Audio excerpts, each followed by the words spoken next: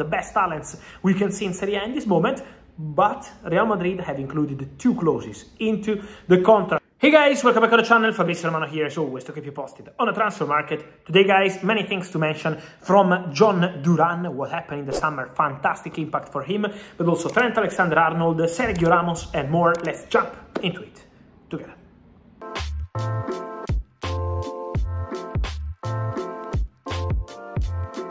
And so guys, let me start today's video by mentioning the situation of Juventus, because it's a sad day for Juventus. Yesterday was an amazing night in Champions League against Leipzig, but the injury of Nico Gonzalez and the serious injury of Gleison Bremer, ACL torn, also the meniscus involved in this injury, so a very serious injury. Season over for Gleison Bremer, fantastic player, fantastic guy, so we wish him all the best to return as soon as possible, and he will be back stronger, I'm sure. He's a fantastic player and a fantastic professional, but for Juventus it means some kind of emergency for the centre-back position. Obviously they have Gatti, they have Kalulu, who is doing great on loan from Milan, but also at the moment they can adapt maybe Danilo, they can adapt Cabal, but they need one more centre-back. We had rumours, obviously I would say, about Sergio Ramos, because Ramos is probably the biggest name we see in the free agents available now on the market. What I can tell you is that the current position of Juventus is not to go and sign any centre-back.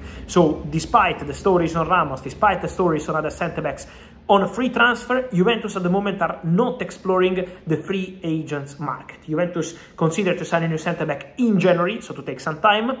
Then this position could change. We will see the performances of Juventus in the next weeks. But as of today, Juventus have not started any talk, any negotiation with Sergio Ramos, despite the rumors we had around. It was obvious to have this kind of rumors. You look for a centre-back, you have an injury, there is Ramos on the market, so it's quite obvious. But at the moment, in terms of direct contact, Juventus have not made anything happen with Sergio Ramos. So this is the status of the story. Let's see if Juventus will change their mind or if they will sign a new centre-back in the January transfer window. Staying in Italy, but also with a touch to Spain, Nico Paz called up for the first time for the Argentinian national team. Lionel Scaloni, the head coach of Argentina, was monitoring him. He also had a direct call with Cesc Fabregas, who spoke really highly of Nico Paz, who was a Real Madrid player, was sold on a permanent transfer to Como, where he's doing fantastic this season in Serie A, goals, assists, one of the best talents we can see in Serie A in this moment.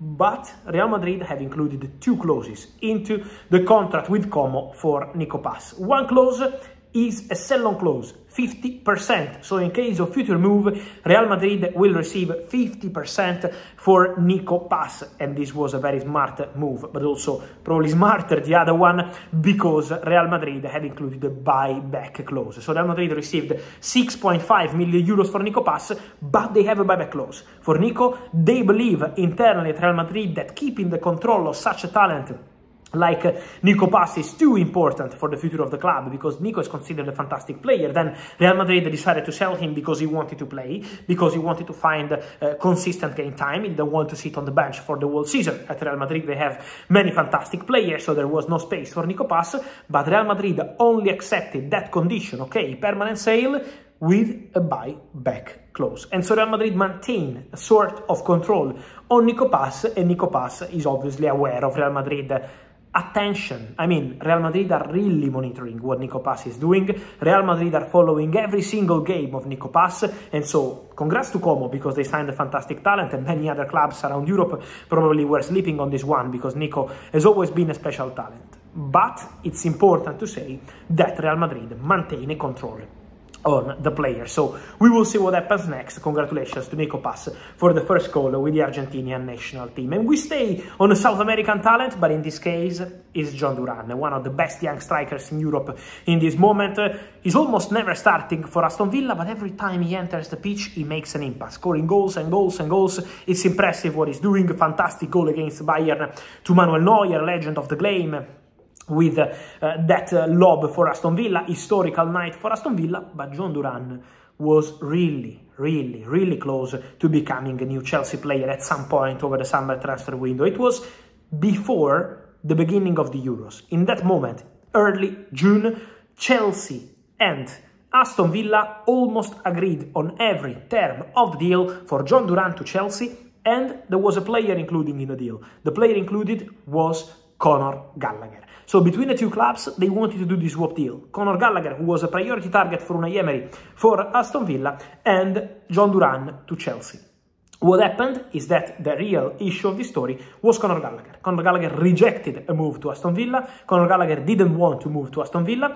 And also the timing. Conor Gallagher didn't want to move in that moment before the Euros. He wanted to play the Euros, to represent England, and then decide his future. He still left Chelsea, but to join Atletico Madrid in August. So Conor Gallagher didn't want to go to Aston Villa. This made the deal collapse because they discussed other potential options, but at the end of the day, they decided to leave this conversation. But John Duran was a strong candidate for Chelsea. Let me say also credits to Aston Villa, because when West Ham and other clubs wanted to sign John Duran, they always said £50 million or nothing. So they rejected several approaches, several proposals for 42 plus an academy player, 42 plus a sell-on clause, several proposals from other clubs, including West Ham. They decided to keep John Duran. It was not easy to decide because it was important money on the table for a player who is not a regular starter at Aston Villa, but this is how Villa, with Unai Emery, with Monchi, with Damia Vidagani, decided all together to proceed, and so John Duran ended up staying at Aston Villa, and now he's really